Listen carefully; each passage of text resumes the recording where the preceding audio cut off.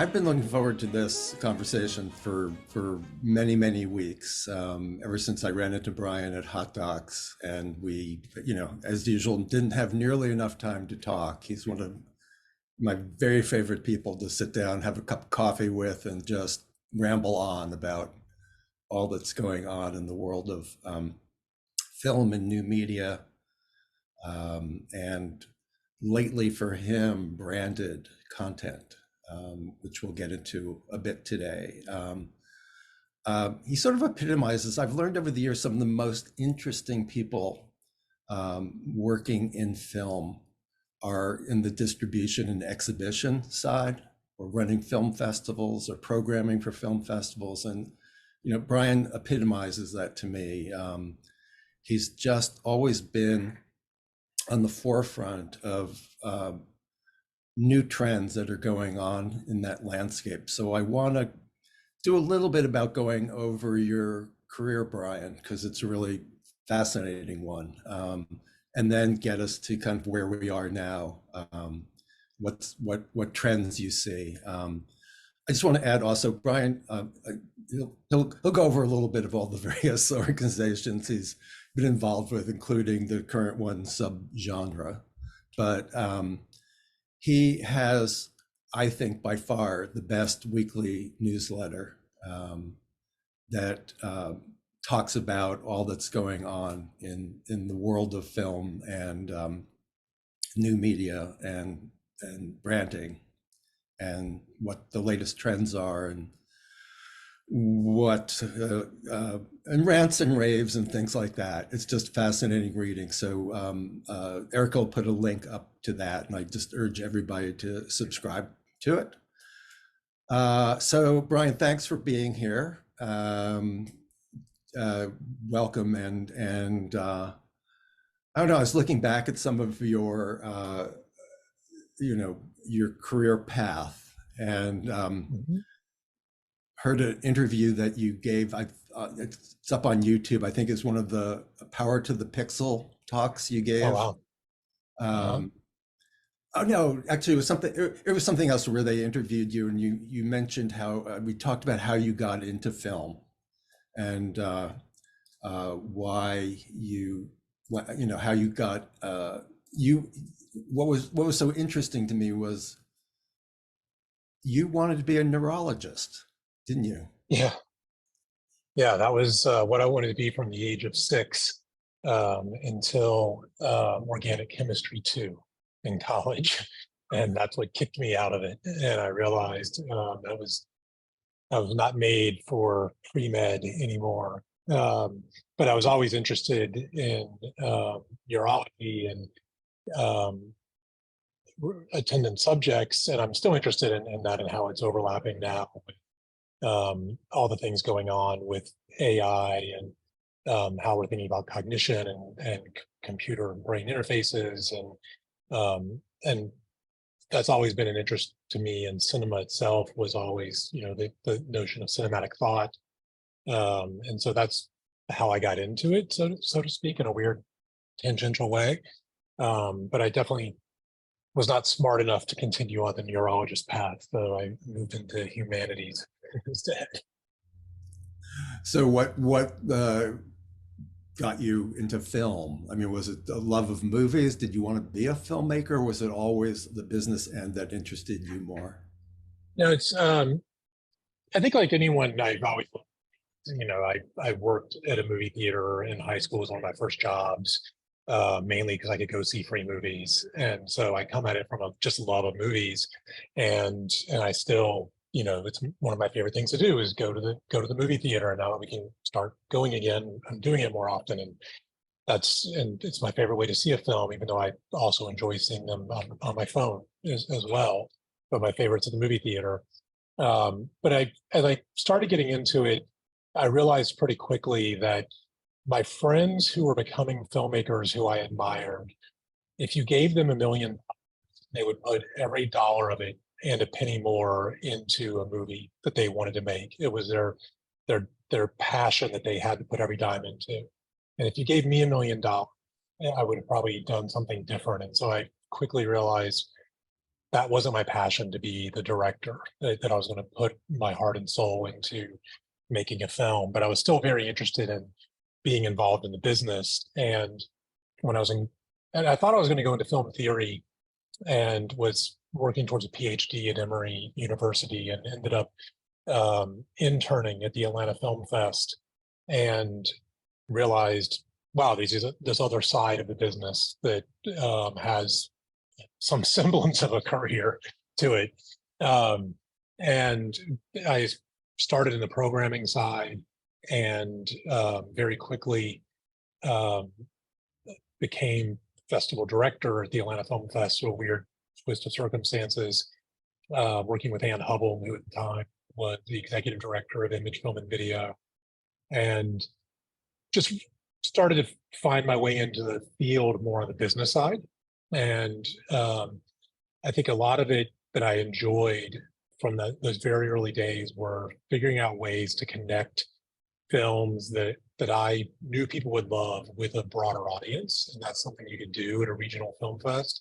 And I still think today that's what I'm trying to do, is figure out the best ways to connect audiences with films they might love. So, whenever I work with a collaborator, I always ask them what their favorite movies of all time are to get a sense of their ability. What are your favorite films of all time? Well, I'm the typical film school geek who's going to name like the film school regulars. So, my favorite ones are Rules of the Game, Ikaru, and Shadows of Forgotten Ancestors. So, those are my three touchstone films. Um, but I like everything. I'm the kind of person that, well, not everything. I don't go to the big Marvel films. I find that other people do, but I like going to the big blockbusters as well as the little documentaries and everything in between. Yeah. For the record, mine are Citizen Kane, Wild Strawberries, and Battle of Algiers. And then Oh almost yeah, any Buster Keaton feature in yeah, the 20s. yeah. Battle of So Algiers yeah, is definitely in the top five for me as well.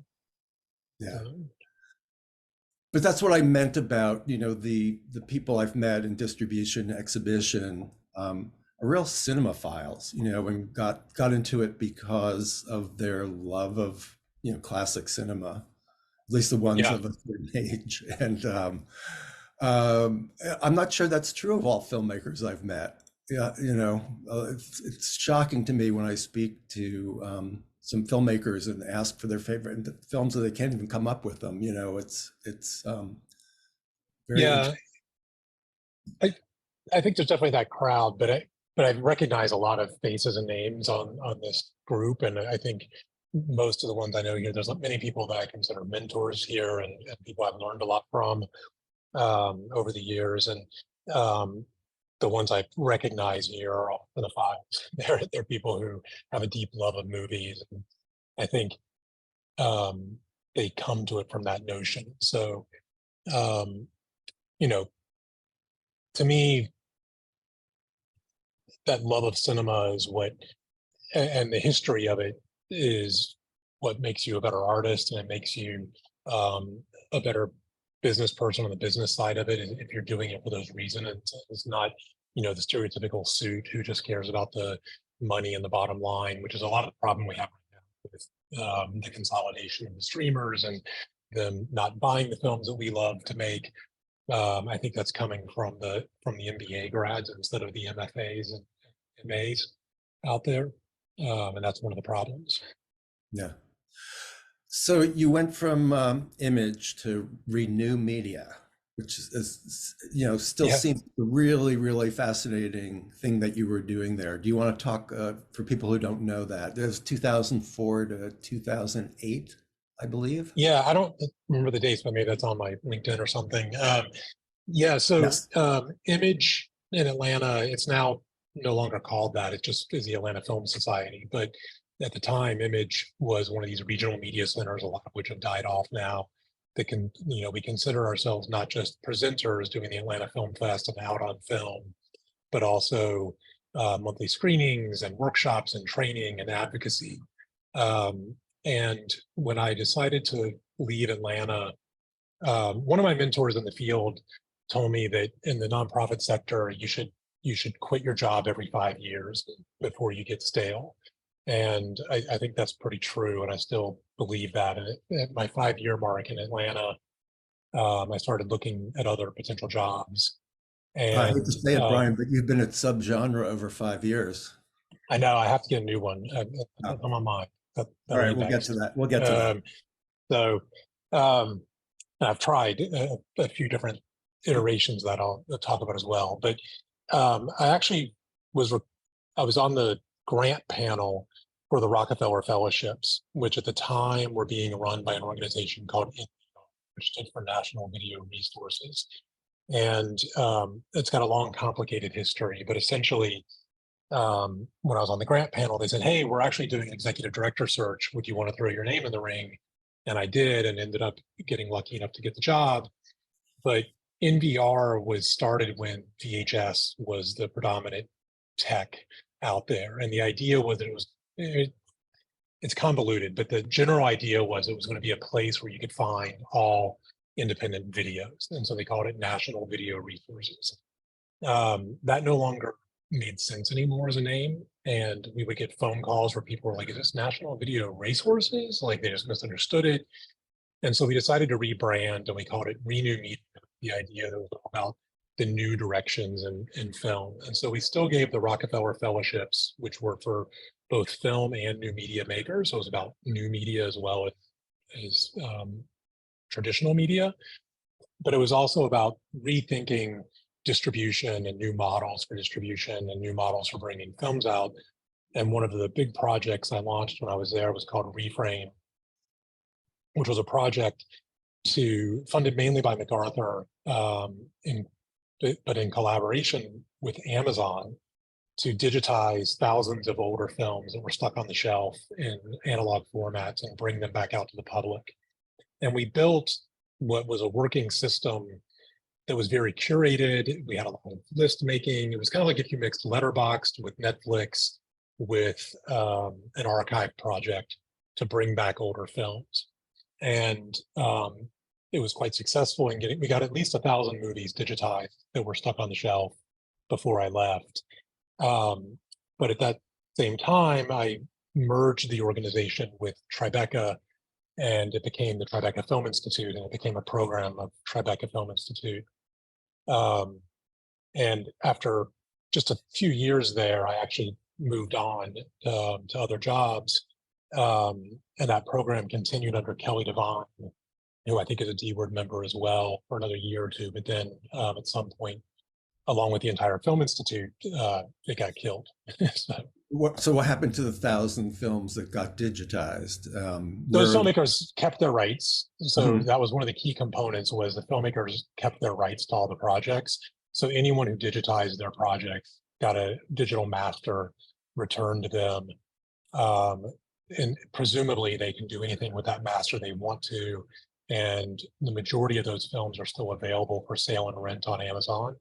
But it was an option. So at some point, the contract was probably for 5 years. It depended on if the filmmaker renewed it or not. It was up to them. And I don't know the status of all 1,000 of them, to be honest. But So in effect, you were trying to be a kind of a hub for niche content, that was the idea. And I think it's something we still need. There's a few projects that are like Indie Collect is trying to do a different version of it now. And I was on the board of that when it started. But there's a lot of conversations right now about the need for some kind of more centralized platforms for films that aren't making it onto Netflix and iTunes and other places. It's got elements of that. There's elements of the Premiere Digital strategy. I mean, the idea was you could use us to digitize your film and get onto multiple platforms. Amazon was just the first one. It was maybe a project ahead of its time a little bit, and it doesn't continue anymore. I think people are doing different versions in a different way, some of which much better, like what Indie Collect's been able to do, digitizing urban films has been amazing as well. Yeah. Well, we'll get there as well, because I think a big part of this conversation is digital distribution. Yeah.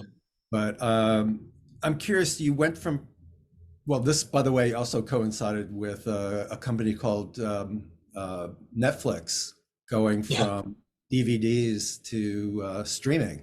I think that was right. about 2007 or so. Yeah, it's around the same time. Yeah. So what did you make of that when that happened? That trend, do you think it was going to be the death of DVD?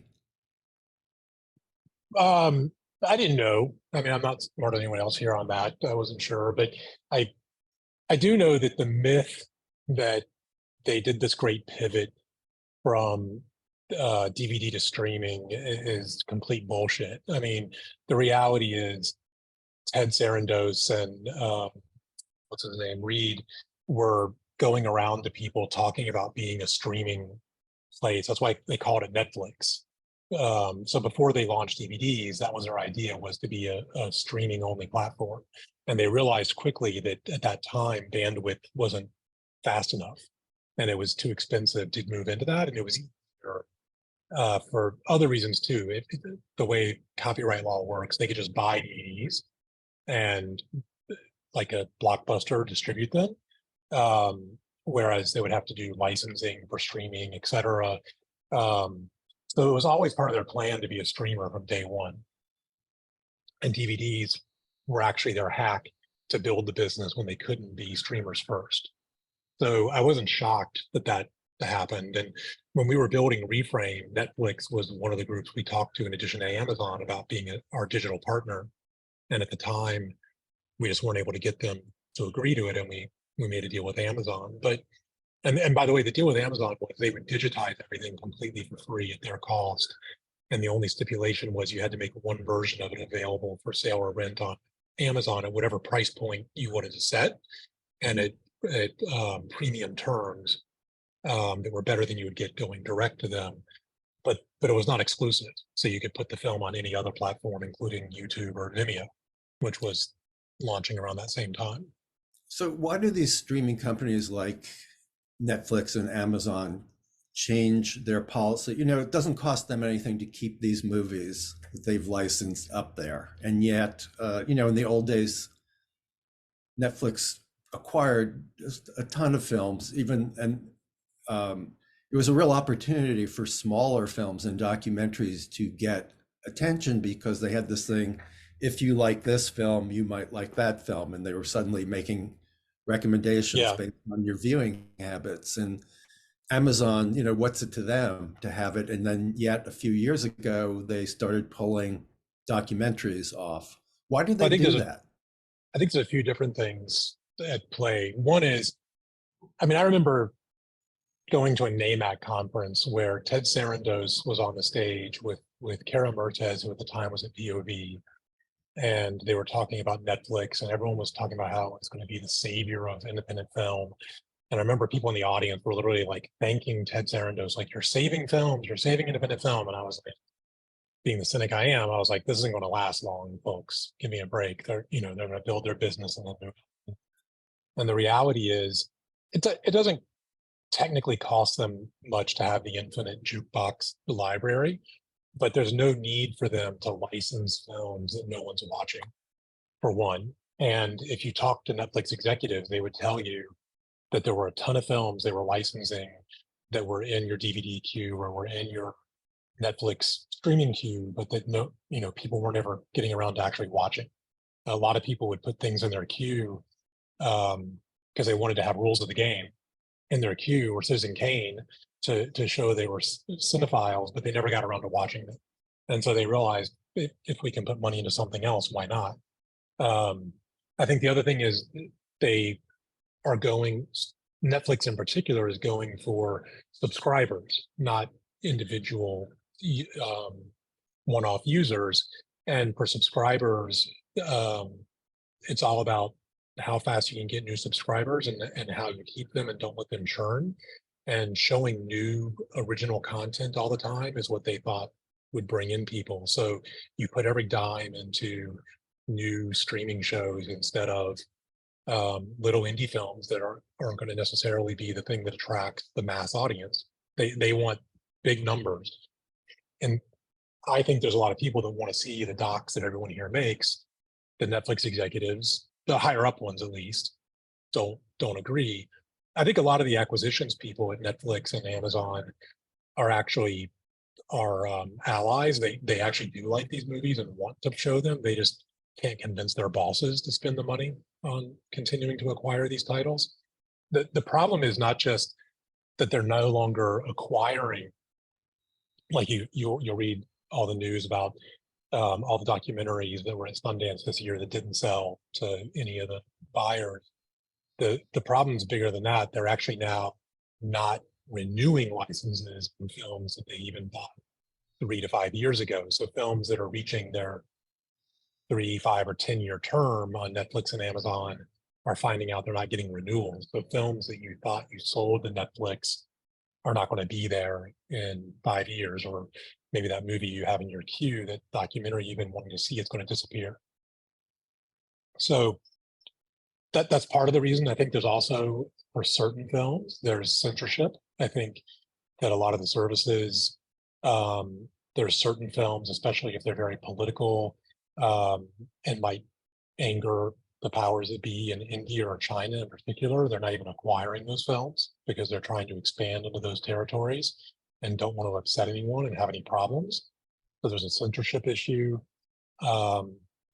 And there's a million other issues, but those are some of them. And I think there's also, in certain countries outside of the US, there are advocates and government policymakers that are mandating that the streamers put money into local production and carry more independent voices. And that same policy is not happening in the US. So if you're in Europe, or now in the UK or Canada and certain other places, they mandate a certain amount of spend be spent locally on localized productions, local language productions, and more independent, in theory, productions. We've never had that advocacy, or we haven't had that advocacy in the US since probably the founding of ITVS. And I think we need that again to force our way back onto these streamers, but we can talk about that more later. Yeah, I think of the late AIVF, and Yeah, that was about the last of the real pure advocacy organizations we had. yeah, and it was sad that it died, and I was actually on the board when that was happening of I, the IVF, and I was on the board a little um, earlier. Yeah. yeah, and it was a great organization. Bart just chimed in. AIVF was Yeah. Hey, great. Mark. Bart was involved on the board in the past as well. Multiple reasons. They had a lot of financial difficulties that were insurmountable at the end.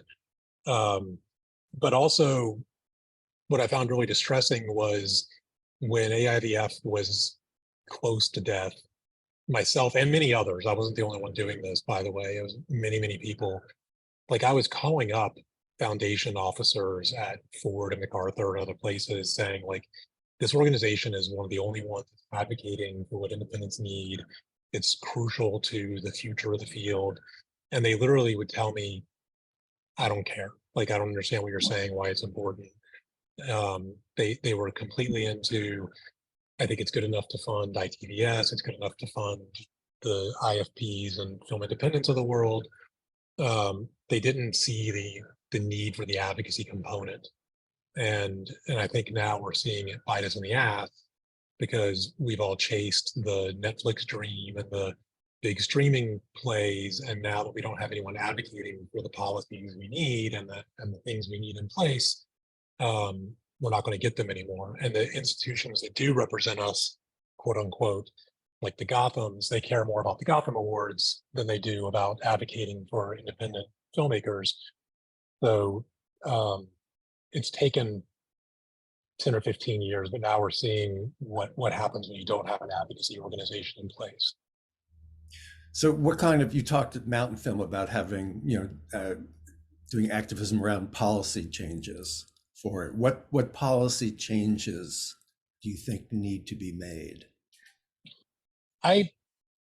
Well, first off, I'll say I think it's going to be nearly impossible in the US to make this happen, because we're so polarized, and it's very hard also to convince people that they're missing independent voices when they've got 6 streaming subscriptions and more content to watch, quote unquote, than ever before.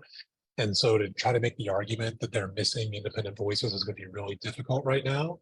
However, I think it's true. And I think everyone realizes, you go to Hot Docs, like where I last saw you, and you go to CPH Docs, um, and those are European centric. If you go all around the world, and especially the global South, there's tons of great movies being made that are being picked up and distributed and seen by a wider audience.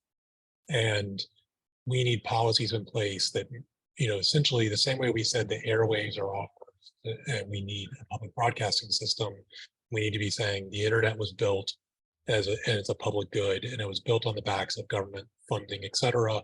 It is a public good, and we need to force the streamers to have a certain amount of funding dedicated to independent voices that were not produced by them. It's also a monopoly issue. And I think we need policies that say they have to carry a certain amount of independent projects that were not originals produced by them.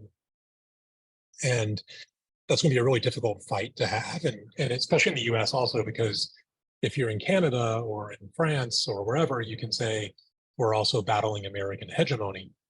You can't say that when you're in the US because it's just more American voices. But what I am encouraged by is there's several people here who are members of D-Word probably, or with Disco, which is the group that's, I don't remember all the organizations, but it's a lot of doc organizations from the global South that have gotten together and are trying to advocate along with the Doc Society for more funding and carriage of independent voices from the global South. And they're now having conversations about this thing they're calling the Independence Project, which they just announced in the last week or two, that's trying to advocate for more policies just like the one I'm mentioning, but not just from the American perspective, from the global perspective. And it needs to be led from that global perspective, not from white guy in America's perspective, myself either. But I think it's going to be many pieces of the puzzle coming together to work. So there's going to be that advocacy as well as advocacy within the US itself. I think there needs to be lots of experimentation with different business models. There needs to be lots of experimentation with different, direct to fan distribution, all kind, we need lots of experiments, not just any one solution. Yeah. But I'm really big on the systemic change things. And I think, figuring out a way to get some kind of organization together that's like an Aivf, but more maybe representative of the field, pushing for advocacy for policy change as well is going to be one piece of the puzzle. It's hard work. Yeah, which is why, by the way, Ruby Lerner, who used to run Aivf, would tell you, like, the advocacy work is the hardest part. Yeah. And, and filmmakers, all of us here, want to get their films made. Oftentimes it's hard to get them together to advocate for the field because they're busy just making their movie, which I don't blame them. Ruby did a fantastic job. And she also ran Image Film and Videos before you. Right. Yeah, she was one of my mentors, still is. Yeah. But that was also another thing we lost, was all of those regional media centers. There was, Atlanta, we had Image, we had, I can't remember all their names, one in Boston, one in Seattle. There were 5 different IFPs, one was in Chicago, one Minneapolis, et cetera. When you had those regional centers that were helping advocate for the field, you could have a lot more impact. And now we've lost a lot of that. That said, there are some great things going on. I mean, I think there's been a lot of positive movement in terms of diversity and organizations working towards that in the last 2 or 3 years in particular. And in a way, they're also kind of regionally situated. Like, there's CAM out in California, and there's people like Firelight here in New York, and Black Star in Philadelphia. So you're getting these regional activisms on diversity issues, which I think is great, but we need them also um, for other aspects of the policy changes we need. Yeah, I mean, also many just organizations like Brown Girls Doc Mafia Yeah, and exactly. more. So, um, so going back to your career, you know, on your LinkedIn, you list this thing you worked on with Ted Hope called Crowdplay Yeah, uh, from 2009 to 2014. You know, I hadn't heard of it, and you know, Ted's a yeah. really interesting guy. I don't know what he was doing at the time as well, probably producing. But what? Tell us about what that was about, what you were trying to do, and why Yeah, it so worked we ultimately. never actually used the Crowdplay name publicly, so you wouldn't have ever heard it Ah, anyways. But the name we used publicly, you probably didn't hear of either, which was Flicklist.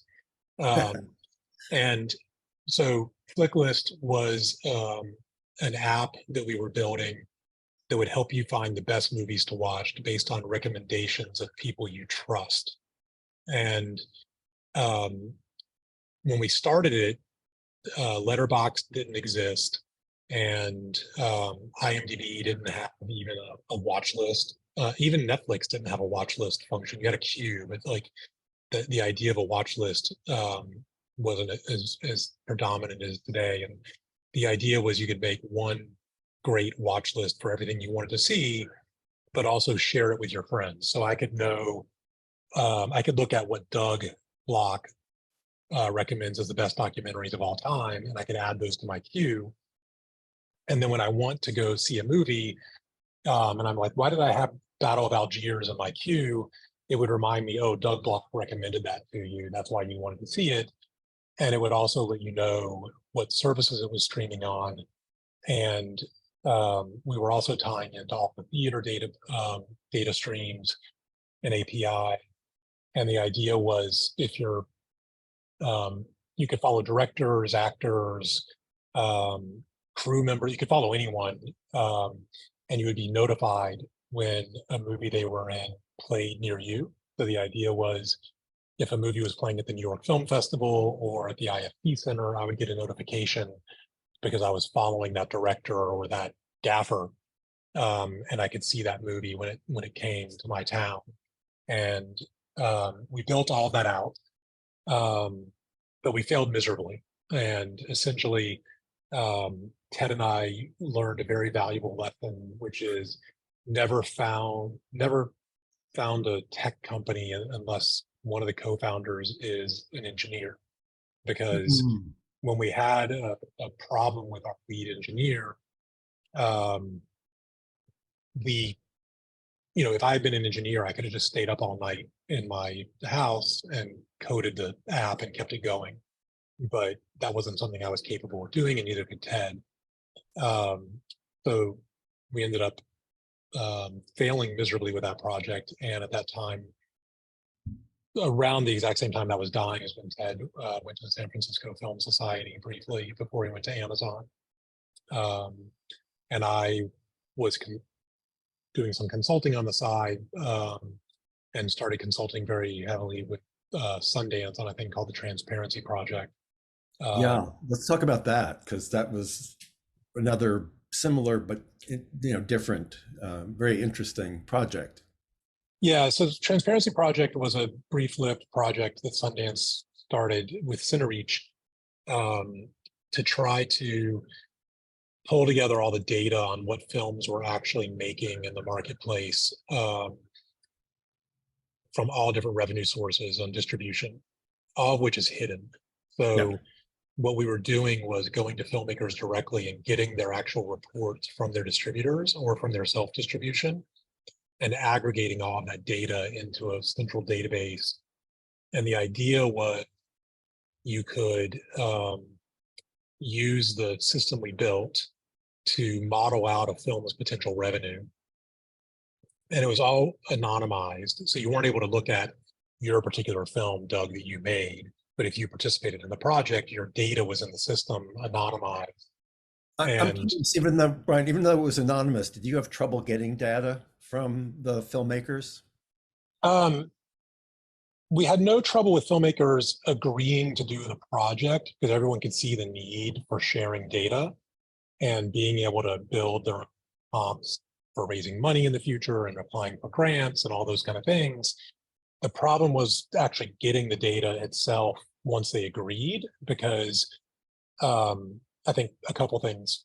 Most distributors, their reports are very old fashioned and very hard to read, and filmmakers, don't always get them from distributors. And so finding those reports and sending them to us would take forever. I think it was also a painful exercise because you had to dig up that distribution report that had a lot of zeros, negative numbers, and you weren't getting any revenue.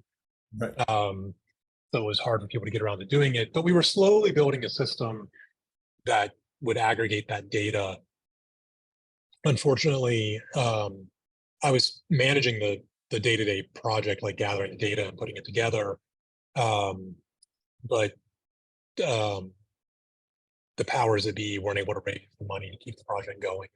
No. Well, I imagine one problem is filmmakers get so busy, if I Yeah. want to go back and check, how past films have done, God knows where I threw all those records and the 3 office moves I made since. And, that's even if I wanted to or had the time, it's just, Yeah, so we needed to make it something, and we learned this, and hopefully someone will restart it. If we still need this data, there's a way to build it in theory with Web3 blockchain type technology, smart contracts, maybe with AI, as someone put in the chat, which I'm having a hard time following. So I apologize, I'm not answering people's questions there. we'll get to it. We'll get to some time. There's a way to better build that project now. I mean, we were literally having to scan PDFs of multiple different distributors' reports, and they all report things differently. So some would call a certain type of revenue. They would even break it down to the educational level. Some would just group that under non-theatrical. So we had to do a lot of massaging to compare apples to oranges. But in theory, those are all things that can be solved technically today much easier than they could have been back, 5, 6 years ago. And I also think Sundance wasn't necessarily the right organization to do it, and that they're not an advocacy organization either. They're an organization set up around, they advocate in some ways, but they're not like Aivf was as an advocacy organization. I think there needed to be a more neutral third-party organization that, in addition to doing policy, could do things like big data studies that we still need. And one of the things we wanted to do was not just aggregate data from digital distribution, et cetera, but it was literally like, wouldn't it be great if you could actually have every film festival that you play at report your actual audience attendance into a centralized database? I mean, you could say like, hey, my movie didn't get picked up by Netflix, but we played 400 film festivals and 5,000 people saw it on the festival circuit and 10,000 more saw it in our community screening. And all those other data points. Really nice if they also gave you the email addresses of those people who came. Yeah, if the audience member opts in, I don't want to hear from every filmmaker whose film I saw, but I'd opt into some of them.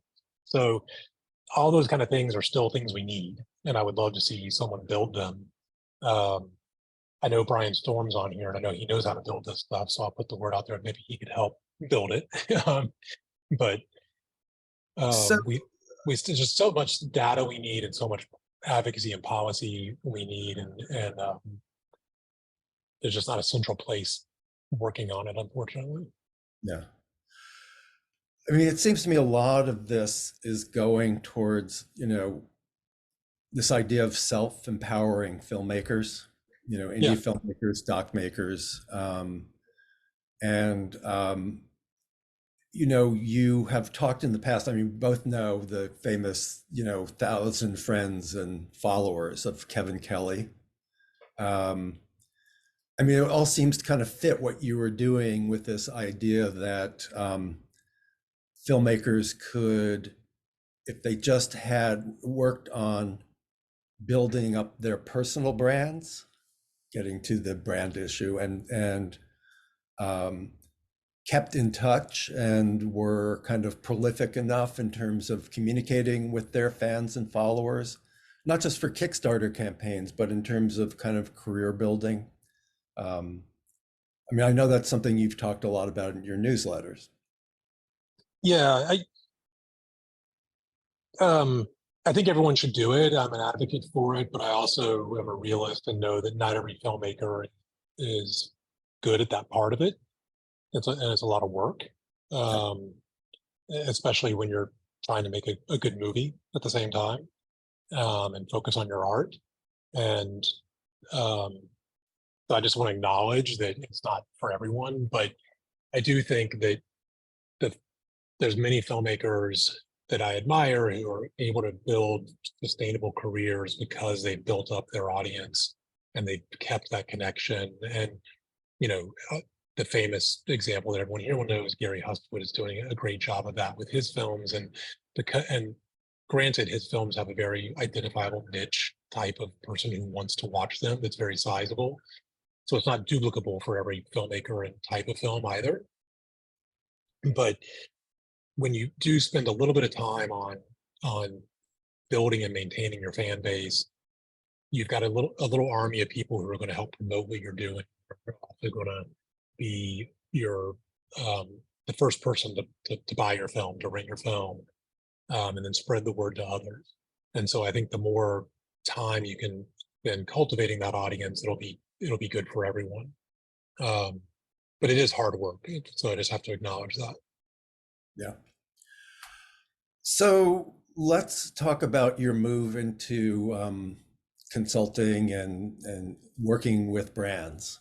Um, Yeah, and also, you know, the work you've done, which is largely, you don't produce films for them, but you help get them, you know, strategize with them about what their films, whether they're shorts or features, should be, where you might get them out to, and how to market them and yeah, get them out.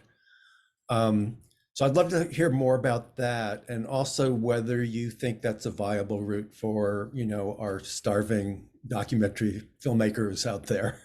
Um, you know, how they might go about, say, contacting a brand or getting, you know, getting into that area that, you know, is almost like what we used to think of as advertising. You know, if we could just do some, you know, like Errol Morris, just yeah, direct some commercials. yeah. So first off, um, I used to only work in the nonprofit sector, and my only with brands was in terms of sponsorship for film festivals and things. And weirdly, I can say I'm definitely like left of Marx in my politics, but I don't have a problem working with brands. Um, and I feel like a lot of the field does. And what I find interesting is everyone's fine taking dead capitalist money, but not living ones. So, you'll take money from Ford and Rockefeller and MacArthur, all of whom basically raped and pillaged the earth. And yet people get weirded out if I tell them I'm doing a film with Oatly, the oat milk maker, um, or Patagonia. And to me, artists need to um, take money where it can come to their projects, when possible, from wherever it can, within reason and without compromising certain ethics. Like I would never work with Exxon or someone like that. Um, but one of the things I always felt, even when I was back at Renew Media and Tribeca, and before then, noticed it in way back in Atlanta, was um, the biggest problem we have in the field, I think, has been about connecting audiences and films together. And a lot of it's about marketing. And um, many of the problems I've seen in the independent sector have sometimes come down to just people not having enough money for marketing to do it right. And distributors, even good ones, not having proper marketing budgets, et cetera. And if there's one thing brands know, it's marketing and how to market to a broad consumer. And so I always thought there would be some kind of interesting path there, but I hadn't really thought about it much. And I just got lucky that sometime after um, leaving Tribeca and doing other consulting, and as Flicklist was falling apart into burning heap, um, I got a call from a friend of mine who had become chief marketing officer at Patagonia, and she said, we're making a movie. We've never done one before. We don't know what the hell we're doing. Can you help us? And so I came on board to help them with this little film called Damnation, which was about dam removal.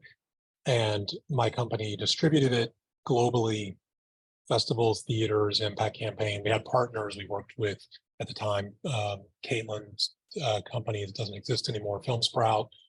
We worked with multiple other partners around the world, but we oversaw the distribution globally, and it was a big success.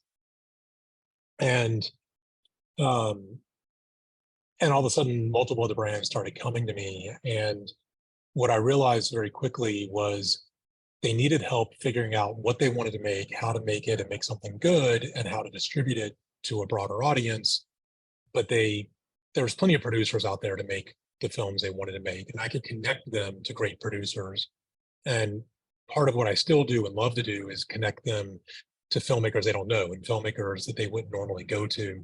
So a lot of times a brand will automatically go to someone they've done a commercial with before, or maybe an outdoor brand. They'll do it with an athlete who retired and picked up a camera and became a filmmaker. And I'm like, you could actually be working with an award-winning filmmaker like Doug Block or any of the filmmakers here. Or maybe you should be thinking about more diverse filmmakers. So a lot of what I try to do is get people to work with what I call, award-winning, great, emerging or established producer director, make the best films possible, but then use the brand's power to reach a broader audience than they would be able to reach otherwise. And just to be that's clear, what I focus on. To be clear, these branded films are not about product placement.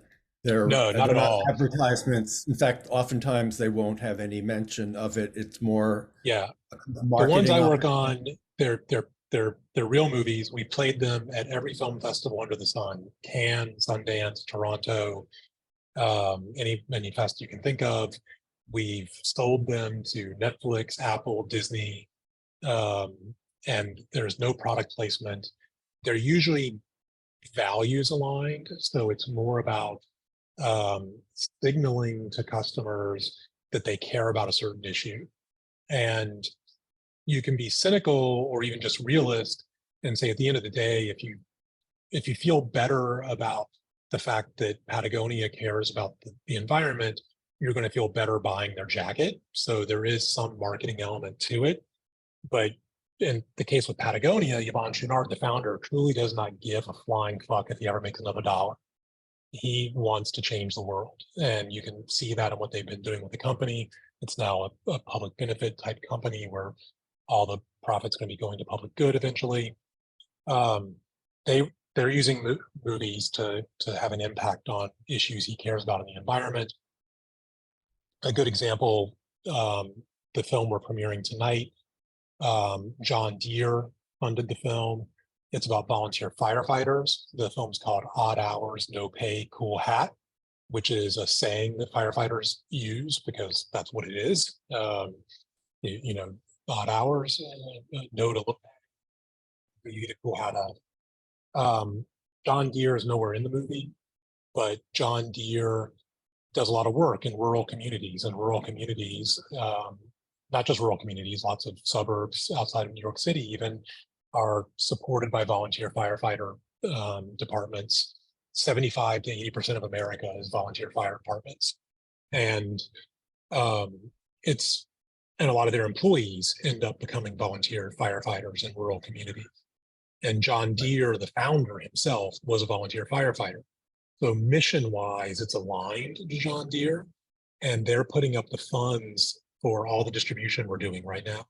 And by the way, we're it's showing at the DC TV Firehouse Cinema, right? We're opening at the DC TV Firehouse tonight at 7, which is the best place to premiere it because it's a firehouse.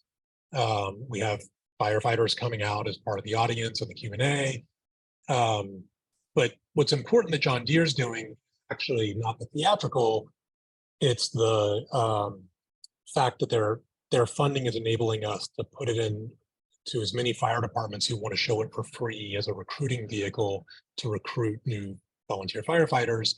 And I've never had this happen before. We've done impact campaign. We've had 150 screenings across the US. As of today, we've got 470 impact screenings with volunteer fire departments across the US taking place, all of which are using the film to recruit volunteers or recruit donations. So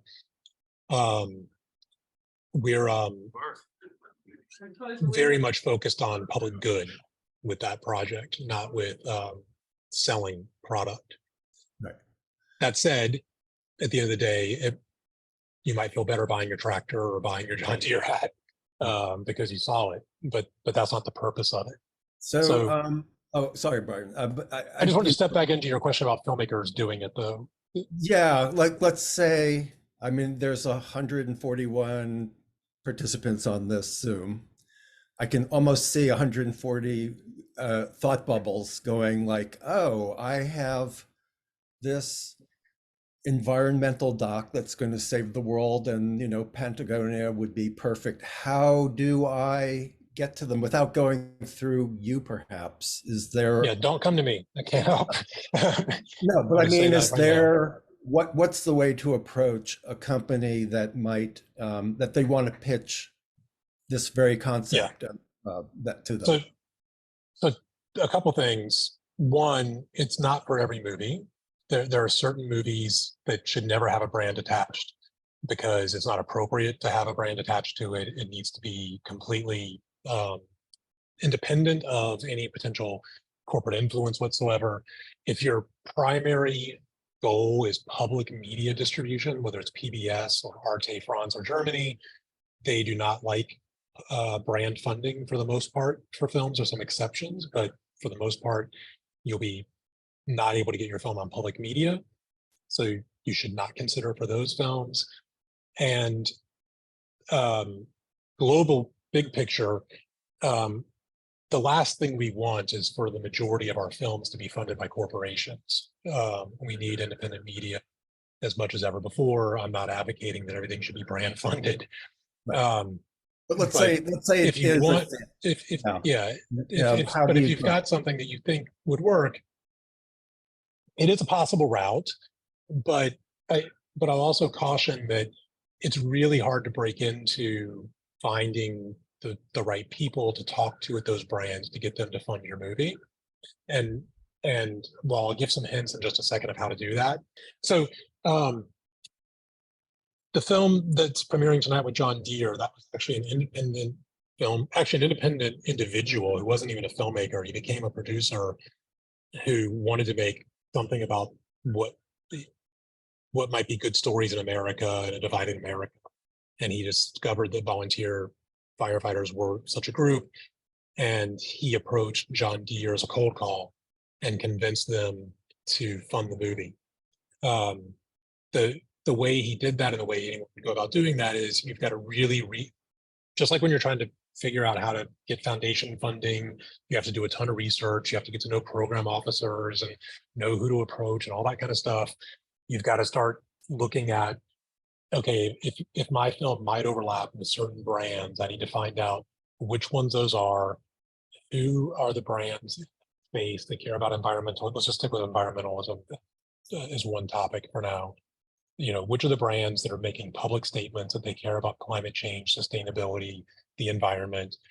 You'd have to make that list of those companies and then research which ones of them are actually doing films or any kind of media, which ones have or are doing some kind of very active public communications about it. If it's not a film, it might be TikToks or Instagram posts or blog posts or podcasts, but you can tell they're doing stuff about it. They're creating content of some kind around the issue. And then you're going to have to research who is the person that seems to be making those decisions. And usually, if someone like Patagonia has made a film, there usually is going to be an article in Deadline or an ad trade like Adweek or Ad Age, and it's going to have a quote from Joe Blow, who's in charge of branded content for Patagonia. It happens to be a woman at Patagonia named Monica McClure, um, but Patagonia doesn't really take pitches. Some brands do, some don't. But you have to kind of research who is that person, and then you can find them on LinkedIn and you can reach out to them. And while most of the brands I work with, it works the other way. The brand says, we want to make a film about this, help us connect to a filmmaker to make it. At every brand I've worked with, and I've worked with at least 30 or 40 now, there's been at least one project where a filmmaker literally cold called through LinkedIn or found the email address for the person. You can find any email address you want easily online now. Just look for a press release from the company, and it's going to have john.doe@patagonia.com. And now you know their email format. You can just substitute the name of the marketing officer or whoever and get to them. There's also, by the way, a site called Rocket Reach, where Yeah, you Rocket Reach. email addresses that are of people, companies. But if you just reach out to a brand and say, I think you care about the environment, you should fund my movie, it's not going to get answered. What you need to do is show that you know exactly what parts of the environmental issues they care about and how they overlap with your film.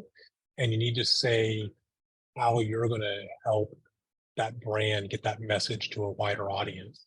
So can the brand be involved in your impact campaign? Can the brand have their logo in credits? Or maybe they get enough money, would you consider them being in the front credits or not? Maybe they won't be on your digital distribution version on Netflix, but maybe you can include them in all the versions you're showing theatrically through your service deal or through your impact screenings. Maybe they could fund the education campaign. Maybe they can show it to their employees for free, and use that as a way to recruit and retain employees, which is one reason a lot of brands are doing this. A lot of companies want to be able to show to their employees that they actually care about the world. And so if they can say, hey, look, we funded this movie about something you care about, that's employee recruitment and retention. That's a way to get to them as well. So there's also conferences that are focused on this now. So during Tribeca, they have a thing called Tribeca X, which is just for branded content. All the people who do it attend that. This year, Tribeca did raise the price to attend it to $500, so it's not cheap. But if you're pursuing that route, it's where you can meet all those people. There's conferences like Brand Storytelling, which I attend, and you don't have to attend that conference necessarily. They have a newsletter, which is free to sign up for, and you start reading that newsletter, start hearing from who's making this stuff and who's approving it. So that's one way to go about it. Another way is to approach producers and production companies that are already working in that space, because a lot of them essentially have like a roster of directors that they work with, and they're looking for talent all the time. So if you're on this Zoom and you're a director, if you attach yourself or reach out to production companies that you see have done a lot of this work, like Boardwalk Pictures or XTR, they're usually bigger production companies that have done a lot of shows on Netflix and Apple, but they've also done a show with P&G or with REI or whoever. Those are who to go to. There are times when brands hire me to take pitches from filmmakers, and sometimes I'll even attend things like Hot Docs or The Market, which up until a few weeks ago existed at the Gothams, and we take pitches. Right now, none of my clients are taking pitches. So don't email me pitching that you saw a brand's logo on my website, because at this moment, none of them are taking pitches. They're working on existing projects only. But it is one route to go. And what I would say is, and maybe closing on this section, is I think it can be one piece of a filmmaker's pie for sustainability. So you can make your passion projects and your originals that are, just independently funded. Mm-hmm. And I think you should have branded content and or advertising as another potential area for making funds. Education, teaching might be another area where you're making funds, but to make a sustainable career, you usually need more than one revenue stream. And usually your passion project, unless you get lucky and it's that one film that sells for $10 million at Sundance, which doesn't happen very often, if ever, you need other revenue streams, and it's one to consider. Shooting weddings, I would add. Yeah, Um, shooting weddings but it needs to be more than one thing, usually, I yeah. think. I'm just curious. I want of those 30-ish clients that you've worked with, have they asked for they give final cut completely over to the director? Do they actually give notes? Do they want to see cuts and give notes? Yeah, it's a great question. So I think all but one of the clients I've worked with have given complete creative control and final cut to the filmmakers. And that's what I prefer and what I recommend to all of my brand clients, because you want the filmmaker in the best case scenario to be able to stand up on a stage at True Falls Film Festival or wherever and say, yeah, I got brand funding, but I had complete creative control and final cut. And this is a real movie. It's not an advertisement. That's the win-win situation. And that's what the brand really wants too, if they're smart. However, I do think that even if the brand doesn't ask for it, I think you should share rough cuts and fine cuts with the brand as a filmmaker for a couple reasons. One is it keeps them in the process and they know what's going on and they feel like they're part of the process. And brands are made up of people too. And they have to actually convince their colleagues to support this movie when it comes out. So when the movie comes out and suddenly the person who greenlit your movie, your documentary, has to get the support of the Instagram manager to promote the movie on Instagram. And they need to get the support of the Facebook manager to promote it on Facebook. And they need to get the support of the store manager to promote it in the store. And they need to get the support of the CEO to write a LinkedIn blog post about why they supported the movie. They're going to have an easier time doing that if they can say, yeah, I watched the rough cut of this movie last month and it's going to be great. It's so amazing. They're doing great things. They're part of your partners, just like you would do with a good funder that you trust. Some brands require it, but usually 95% of the time, the notes that they give back are optional. They're just like any other note you would get from a pre-screener on your movie. And they usually have a clause that says they're allowed to give notes that you have to take into account if it's for a legal issue or a factual, something completely wrong. And I have seen that happen where, they said literally like, if you show this scene the way you're showing it, we're going to get sued because it's not actually factually true. And the filmmaker looked at it again and was like, yeah, you're right. And they changed that, but it's usually for those reasons. And usually you negotiate with the brand in the beginning stages and include all these things in your contract so you know what they are and are not allowed to say and do. So you agree to what Ellen Schneider calls prenups with your funders. Like it's the same thing with a brand funder. You make sure you get in writing contractually what they are and are not allowed to do and what they're getting. Even things like the brand might want cut downs or trailers. Those are all an expense. So you want to make sure that anything they're going to want for social media, et cetera, you're getting paid for. You just have to have that all worked out up front in your negotiation. And Yeah. usually good entertainment attorneys can help you with that with a brand just as well as they can with any other contract you're doing. So I'm going to turn this over to questions in a few minutes, but before I do, and people, if you have a question, you can start at this point, just use the raised hand function. So when that time comes, we'll call on you in the order that you put your hand up. But I want to talk a little bit with you, Brian, about the documentary landscape today, and what trends are happening. You see happening. You back in 2017, you gave a talk at Doc NYC where you talked about it being the best of times and the worst of times. And the best of times was at that moment, streamers and platforms were doling out money and fighting for content, and worst of times in terms of just so much abundance of films out there, more and more Yeah. people, with access to low cost technology and making movies. It's 2023, 6 years later. Is it just the worst of times? When I read your newsletter, it does not, it looks pretty gloomy out there. I So, think it's the worst of times. I think it's the worst times we've seen in my career. And I think of all my colleagues and friends, many of whom are on this Zoom, and some of whom are way more ensconced in the business and know more about this than I do. They might chime in feeling differently or the same, but I've heard a lot of the same from people saying they feel like it's the worst of times in a lot of ways. That said, I see a lot of good things happening too, still. So, you know, again, there's more funding and awareness of support for diversity behind the camera and in the stories being told and being and who needs to be in the executive ranks. Some work is being done there. There's individual films I can point to that have done a great job of connecting directly to their fan base and doing great, even if they didn't get picked up by Netflix.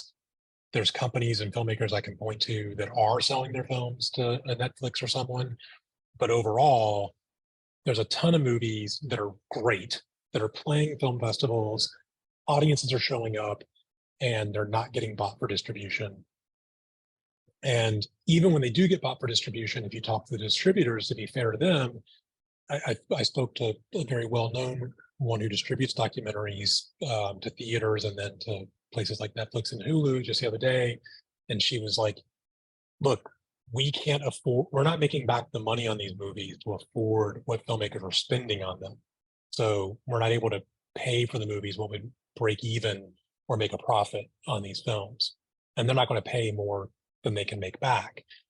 And I get, because I write this newsletter that some people read, I get a lot of like out of the blue phone calls from people who are investors in and donors to and grant funders to documentary films who are all, they weren't calling me 6 years ago saying the house is on fire. They aren't. And there's a lot of behind the scenes meetings taking place where people who have funded documentaries that you've seen at Sundance and have won Academy Awards are saying, we've got 10 movies we funded in the last year and a half that have not sold to anyone. It's a crisis. What do we do? Sales agents are publicly saying on panels at Hot Docs and CPH Docs that there's movies that they love that they think would have sold a year ago that are not selling now. And there's some disconnect as well between the fact that there is an audience out there that wants to see these films, but the streamers are focused on serial killers, pop culture, celebrity, all these other reality TV, a lot of the things that are not the films that a lot of this group is probably wanting to make. And so I think that said, those streamers are also going through crisis. There's layoffs happening, consolidation. My company, we do sales, like sales agents for our brand clients only to the streamers. And we'll be in the middle of negotiating a sale to a buyer. And we'll suddenly get a bounce back email that they got laid off, like in the middle of the negotiation. And then the film won't be bought. And that didn't used to happen as often as it does right now. So it's tough out there, but I also think that that's a time of opportunity. It's a time for filmmakers to try new things. It's a time for new companies to launch. It's a time for new business models. So I'm not actually pessimistic after saying all that. I just think it's a reality of the marketplace that we have to face. And well, and that's what I try to write about. right. But let's say, for those who are like in the middle of making their films and middle of production or post, so they haven't even gone to, I mean, it still makes the most sense to try and aim for the Sundance or the big high profile festivals as a launch pad. But aside from that, I mean, how what advice would you give folks in terms of how to distinguish your film, how to um, cut through the clutter? Even the highest profile films are just, on our radar for like 2 seconds and they disappear. It's what can be done to create a sort of lasting impact with your films, even if it means it's not getting out to as wide an audience, but it's getting out Yeah. to the target audience more I mean, effectively. at the end of the day, you still have to just focus on making a great movie. And as an artist, you have to trust your instincts that you're trying to make the best movie possible and that the good stuff will rise or whatever they say. But, you know, we're in an attention economy where it's very cluttered and very hard to break through the noise. And it doesn't work for every film. It doesn't work for every filmmaker. But to the extent that you can be what I like, well, actually, not myself. I heard this from Tom Putnam, the director of Burn, and he always says, make a film that's festival proof and distributor proof, meaning you know how to get to your audience. And so even if it doesn't get bought, if it doesn't screen at a single film festival and no distributor buys it, you can figure out a way to get to your audience because there's a sizable niche audience for the stuff you're making. So, Gary Hustwit's design films are a great example of that. Tom Putnam's Burn film, which is, appealing to firefighters and people who want to go into service industries like fire and police. That's a certain audience. It's not every movie. But when you're in that space, you can still make things work. So the film we're premiering tonight about firefighters, that did not get into major film festivals. It is getting a theatrical release in theaters, limited engagement, getting it out there. We're showing it in 400 cities, and we're getting to an audience because we know how to get to that core audience. And it doesn't matter that it didn't get into Sundance. That's the golden ticket to me. But that's is, some films, that's not what it is. A film about very important issues that need to be told in multiple other spaces, human rights, et cetera, don't necessarily appeal to that same audience and need to be told. And there's a lot of things that would be censored that need to be told, and we still need to fund those and figure out new mechanisms. And I don't have all the answers for those, but what I do know is if you can figure out how to make your film distinguished from everything else on the subject, because no matter what you're making, someone else is making a film about a similar subject, and you need to think what's going to make mine different than theirs. And the earlier you can start thinking about how do I reach my audience, like we're working on a film, multiple films right now, but we're doing one film with Lululemon, the athletic company, and it's not going to be done shooting until March of 2024. And they're not going to have a cut until sometime later that year, maybe even into 2025. We've already built the beginnings of the distribution plan today in 2023. And that's how early we're thinking about distribution. And we're building our plan A of all the things we'll do if it does not get into Sundance, does not get sold to Netflix. These are all the things we can do. And you can do that as an independent. You don't have to have Lululemon supporting you. It's what can I do with my money, my resources that I know I can raise. And then when you do get into Sundance or do get approached by Magnolia or Kino Lorber or whoever it is, that's a plan B they're offering you. And if it's not better than your plan A, you've got something to negotiate versus now because you know what you would do on your own. But if you haven't built that plan A, you have nothing to do. And I always say to filmmakers I work with, whether it's as a producer or consultant, and advice I wish I could listen to myself sometimes. At the end of the day, whatever happens to your film, I mean, you just need to, you want to make the film you set out to make. Yeah. You want to be happy with the work you've done, and that you did the best job you possibly could have, and the rest is up to so many different circumstances, whether it gets into whatever festivals, distribution, reviews. You always want to support the filmmaker to making that film. Okay, I promised we'd give it over to questions. I have one last one, but I'll save it for the very end.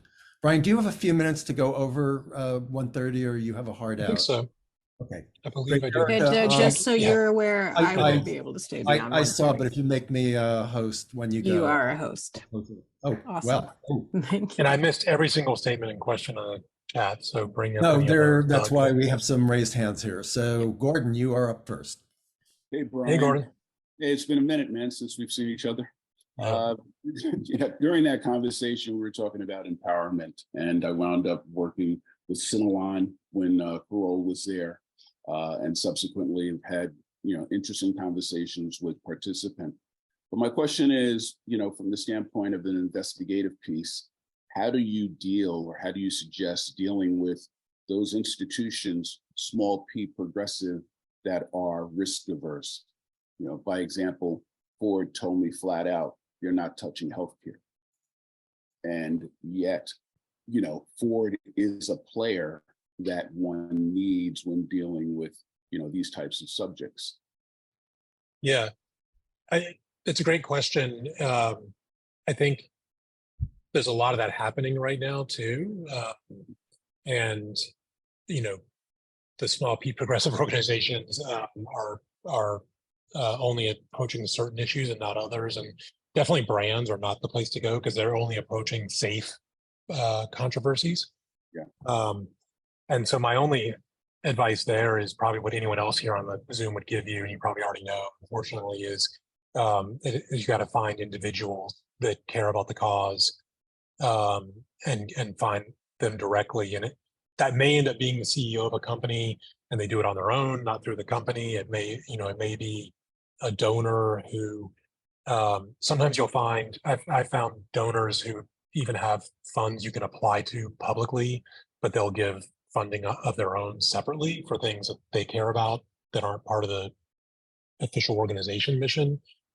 But it's finding those people, and that's really hard research work that I'm sure you already are aware of. The non-theatricals have been built in as part of the distribution, and we've been doing that as well as with conferences and markets. So that's inherent. And we did that early on and continue to do it. But thanks so much, Brian. And I think also, Gordon, what you just said is important for everyone. It's like being able to show not just that you're making the movie, but what you're going to do with the movie to make an impact. Because a lot of people, they might want to fund that as much as they do the movie. So that can help too. But that's a tough question because it's why we need all kinds of new funding sources, because it's not just Ford, it's other places that are shying away from certain topics. Ford won't fund anything you want to do about India, too controversial either. Yeah, no, Thanks, Gordon. Gordon, I have to cut you off because we have so many other questions here. But Mabel, you're up. Yes. Hi. Thank you so much for all the insights. Really incredible conversation. The question I have is that for a lot of documentary filmmakers, we're looking for one of the main funders. We're looking for PBS funders, whether it is at any point or at any stage of our production pipeline. For instance, I'm looking for finishing funds. I'm trying to see if I can still get something from PBS, but in general, either whether it's in the full making of the film or afterwards, I keep hearing that it's very to be very careful about getting corporate funders, because that could impact PBS. And why is that? And is there any sense of like that going to change anytime? No, you definitely. I mentioned that briefly, but it might not have been clear. Public broadcasters globally were set up specifically so it wasn't just capitalism, and it was about public good. And so their mandates and their missions are not to accept corporate funding predominantly. And so if that's your goal, is to, which for many films it should be your goal, like public media is one of the best places to get your film out to a broad public, then brand funding, corporate funding is usually not going to be okay with them, and it won't pass their standards board. And you should not approach a brand for funding. There are exceptions to that rule, and there's certain underwriting that PBS accepts. And occasionally I've seen films, REI funded a short film that PBS ended up distributing, but it had to go through a editorial standards review board and show that REI had no say in the movie. And I was surprised it got accepted. it's very rare. So you want to avoid brand altogether if public media is your goal. Because Can't say also it strongly enough. right. Also, somebody here in the chat asked about like they are not allowed to look at rough cuts, right? Those corporate funders by PBS standards, right? Yeah, there's all kinds of rules. That's why my general rule is if your goal is to get on PBS, avoid brand funding in the creation of your movie. Now, there are things that are for a much longer conversation, but there are ways to work with the public media system and get underwriting for the distribution of the finished project through the PBS system, where the brand wasn't involved in the making of it. That would take an entire other workshop to discuss how that works. And Keith Aquat, who runs Show and Tell, is really good at explaining how that works, by the way. But I would just say the general rule is it's oil and water, doesn't mix, and don't try to mix them together. Thank you so much. Yeah. What's the next question, Doug? You're muted. Sorry about that. Simon, you're next. Thanks. Brian, thanks for these tips. So my question is, what advice would you give to first-time filmmakers? Say, for example, if their first film is just about, and they were interested in getting it broadcast or streamed specifically. Just a first-time filmmaker. I'm not sure, Doug, did you hear? I heard first-time filmmakers trying to get it streamed, but I missed about half of the question. Okay, so first-time filmmakers. Okay, so you basically want to get your first film broadcast or streamed. What advice would you give to such a person? What? So, if you're a first-time filmmaker, it's very hard to break into the system, but people do it all the time. I mean, I think the idea is to, it's still kind of the same struggle, which is, you have to somehow get your film into a film festival where it can get seen and then be seen by a sales agent who can then approach the buyers, the streamers, etc. That's kind of the classic way to do it. There's also, of course, markets you can go to and pitch, forums you can pitch at, IDFA, CPH Docs, Hot Docs, etc. Smaller ones like Camden, where sometimes you can be pitching a project at earlier stages as an emerging filmmaker, and some of those same sales agents and funders and buyers are attending, so they'll start tracking your project. I'm sure in the D-Word forums, there's probably entire categories dedicated to this, because it's a common thing that everyone goes through. Doug, do you have other stuff to add? I mean, I'd just go back to your statement earlier, make such a great film that it goes to a great festival and gets seen by these sales agents and other possible buyers. I mean, it is a classic route and it still applies, but in the end, it just comes down to make the best film you can possibly make. I also think that one thing you can do, and for anyone on this Zoom, and whether it's just trying to get noticed with your first film or trying to break into the brand world, for example, or trying to figure out the PBS system, find a producer who's been through this before and try to attach a producer who can help walk you through all of these things, because they've usually done this and know the steps to take.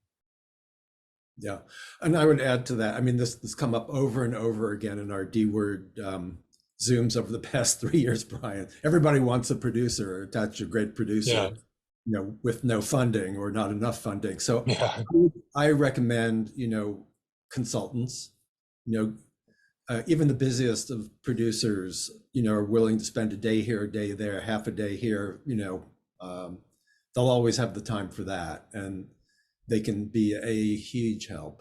Same thing for consulting editors and, other specialists. So. Hey, George. Hey, Brian, excellent conversation. Let's say you've answered this in a few times probably already, but I'm just curious, what are you optimistic about in the shifting ecosystems of independent documentary? Stole my I, question, George.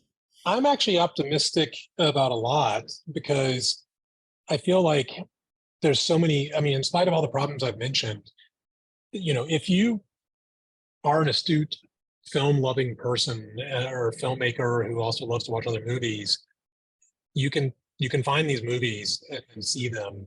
And so for me, I'm seeing a plethora of amazing pieces. Like, I'm able to see amazing work and people are experimenting with the form and doing lots of amazing things that, they're not getting picked up by Netflix. And what I'm worried about is, my mom's not going to discover them on Netflix because they're not getting distributed there. And that's what she watches. But as myself as a consumer, I'm able to see all this stuff. I can find it, anyone, you can try hard enough, you can get to it. And I think I'm optimistic about, I know it's really hard to raise money, but there are paths to finding money out there for making films. I'm seeing the films get made. I think there needs to be more funding for the distribution and the breaking through the noise and the marketing side. But I think that there's a lot of new funding mechanisms that weren't there before, whether it's brands or places like Catapult Film Fund that are funding early stages, so you can get a pitch reel together to apply for grants. I'm really happy about all those things. I'm actually really optimistic about AI, which I know is controversial with some people, but I think, I've talked to filmmakers that are using AI that they've built to edit their movie, and they're still going to edit. The human being is going to edit their own movie at the end of the day, but they're using AI to get ideas they would have never thought of in the way they edit the movie. I know other filmmakers who are using it to do storyboards and fake footage for things they're going to eventually go out and shoot with a real cinematographer and a real crew, but they're now able to use a computer to make the materials they used to have to raise a lot more money for. It can get over that initial hurdle. This isn't documentary, but I've got a friend who wants to do an animation, and before she couldn't afford to hire an animator to do those initial storyboards, but she can make it on ChatGPT and other programs. She fully intends to hire an actual true animation team in the future, but she's able to get over that initial hump by using new technology. So all of these things I think are super exciting, and I'm excited about the future. I'm also excited that behind the scenes, and I think these will become very public soon, I'm in at least 6 different weekly Zoom conversations with people in the doc space who are trying to come up with solutions, all of which, they're having 6 or 7 people talk first, but the plan is to bring them to the broader community once they get their act together. A lot of people are having conversations about how do we fix the things that are broken. And the doc community's done better than anyone else at organizing things like D-Word and, all the other support systems we have. I think that'll come together soon in the distribution space too, because the community is really good at organizing. Brian, I just want to chime in with, you're going to have a chat with ChatGPT. I put in beforehand, tell me about, Brian Newman, film producer with subgenre. And it said, I apologize, but as of my knowledge cutoff in September 2021, I couldn't find any information about a film producer named Brian Newman associated with subgenre. It's possible that this person may have gained prominence in the film industry after my knowledge cutoff, or may be relatively unknown. I'm unknown. Also, I haven't produced a documentary, definitely since 2021, not prior. I produced a narrative that came out during the beginning of COVID. That was fun. And I produced another narrative that is in post right now, coming out next year. But the last documentary I produced was Shored Up, which was like whenever Hurricane Sandy hit.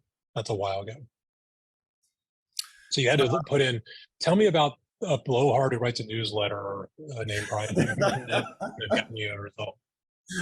It would have been 8 paragraphs in 5 seconds. Curtis, then Polly, and then we'll wrap it up.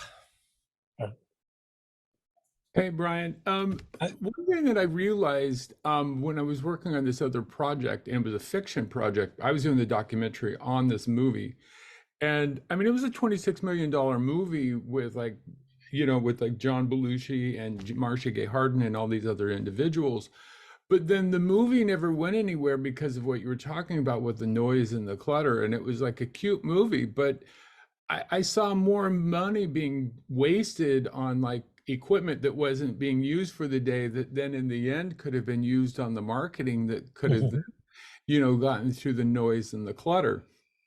And so then I started like becoming aware or started watching things that was happening on Instagram with like like Netflix shows, but there would be something like the Young Royals where they would take these unknown actors and make them known actors, and then then the known actors would then end up feeding into this awareness cycle by their own profiles and by their own posts that they would end up doing, that then would end up promoting the show, even though they're just kind of promoting themselves. So I kind of saw that there's this way of, and I don't know, I mean, it made me think of it when you were talking about the firefighters. So the firefighters, if someone was, and it could apply to anybody else's documentary as well, is that then there's the Instagram feeds that come from the firefighters. And then if you have your star firefighter, like, I don't know, Joe Smith is your big, main character. So then if Joe Smith is like your main character, then all of a sudden building his profile up then ends up feeding into this to this pool, because I mean it happened with like the Young Royals, with like what I saw on Instagram, where the kids would then end up being at a fashion show. It has nothing to do with the TV show, but it still feeds into Netflix getting more awareness to these actors who are then in their show. Can you talk about that, I don't know, paradigm of trying to think about how we promote our films in a way that kind of helps, I help you, you help me, we help each other, and somehow we come out on top. I'm obsessed with that concept, actually. And there's another gentleman named Kenyatta Cheese who's famous for saying your audience has an audience. And I look at that at the beginning of every film we work on, and try to figure out like who are the audience members that we can get to first who care about this, who will then spread it to their following, who it'll help them, like it builds their esteem because they can say they're involved with this project, but they'll spread it to their tens of thousands of followers. So, tonight at the Volunteer Firefighter movie, we have a guy as our host who you've probably never heard of, named John LaRocchia. John LaRocchia is a former firefighter who is a comedian and has an organization of comedians who do shows to raise money for firefighters. And he's huge in the firefighting community, and he's got 50,000 followers or something in that community. We're having him as the host because he's going to talk about it and get people to come out to the show. He likes being associated with it. It brings more audience to us. It's a self-fulfilling circle. And we also try to think more broadly, like what are adjacent audiences? So going back to that first example of the brand film I worked on, Damnation, that's a movie about dam removal. And we were like, well, how do we get people to care about this? And then we started thinking, and we were like, oh, well, the reason you remove dams, one reason among many, to improve salmon runs. Well, who cares about good salmon? Chefs care about good salmon. So we invited David Chang from Momofuku to be on our Q&As for the film, because then at the time he had Lucky Peach, which was a very famous food blog. It doesn't exist anymore. But Lucky Peach covered the fact that David Chang was talking about salmon on this dam removal movie. Then all of a sudden we were getting press from Eater. We were getting press from the New York Times food section. And all these people were talking about a dam movie because they cared about chefs.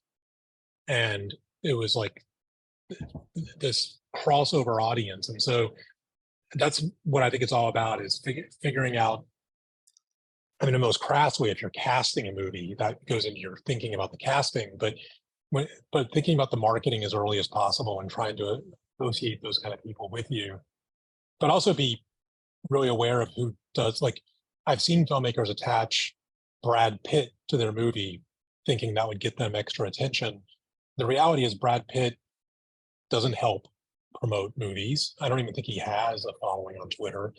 So it's actually probably better to attach John LaRocchia to your movie because he's got a following with the audience that you want. It's a little bit about that mix, and that's what we try to figure out with all these films. And I think everyone should think about that, and it also just should be what you said about all the equipment that and money that was being spent that could have been spent later. You know, when you're making your movie, it happens. You always spend every last penny getting your movie done. But in the best case scenario, you would save, if your budget's, let's just say $500,000, I would save an additional $150,000 for the distribution and marketing of the film, because that is what it's going to take to get it out there if you don't sell it to a major distributor. And if you do sell it to a major distributor, return that money to your investors or put it into additional marketing to break through the noise and get a bigger audience, but at least you have it and you've raised it. But most people, that's very hard to do. You're raising money to make your movie, but we try to get people to raise money for the marketing and the movie both at the same time. Not sure if that helps. But. Thanks, Curtis. Okay, Brian, as a final parting question to you. Yeah. I'm a multi-billionaire who wants to do good things in the world, and particularly wants to do good things towards the movie business. And ChatGPT be damned, I've heard these great things about this guy, Brian Newman. He has like all this background in film. If I come to you and say, Brian, money is no object, what would you do to save the movie business? Particularly the documentary end of the film business. What would you do? It's a great question. I don't think that'll ever happen. No. Unlikely, but billionaires are focused on something else. But I would say put that money into pulling together a few people smarter than me to figure out what would be the system you could build that would continually pull together audiences that want to see important documentaries and share and talk about them in a better way. And what I don't mean is don't build a streamer. I'm not saying like build a new Netflix, but what would be that system that, like when we were trying to build Flicklist, but much smarter and better than that? What would be the thing that would, enable the community that, filmmakers can coalesce a community around Gary Hustwitz's design film, or Peter Broderick will use an example of the trauma film, but those are usually one-off examples that aren't duplicable. How can we build a system that can continuously bring together audiences that care about movies in a better way? And I think there's a way to build that. I don't know what it is. I haven't solved that puzzle, but there is some way that, I could, not me, because I think all of us on this D-word conversation know about the movies that are out there, but that the average audience who cares about film can more easily find, connect with, watch, and pay for the movies they love. And I think we haven't cracked that nut, and that's what I would focus on instead of distribution itself or building a platform or making a movie. It would be solving that audience connection problem. Okay, I will strongly consider that. Thank you. That's what I'll think of today. Maybe tomorrow I'll have a different answer, but that's what I think of today. So thanks for having me. I don't feel like we got to all the questions and things people wanted to talk about, but hopefully we got to some of them. I have about 20 I'm leaving on the floor here, but that's, the nature of it. We'll just have to have coffee again with 150 of our friends. Yeah, and hopefully involve, I get it's a group conversation. I'm learning from others too. But thanks everyone for joining. Thanks for having me. And Doug, always good to see you. Same here. Thanks again.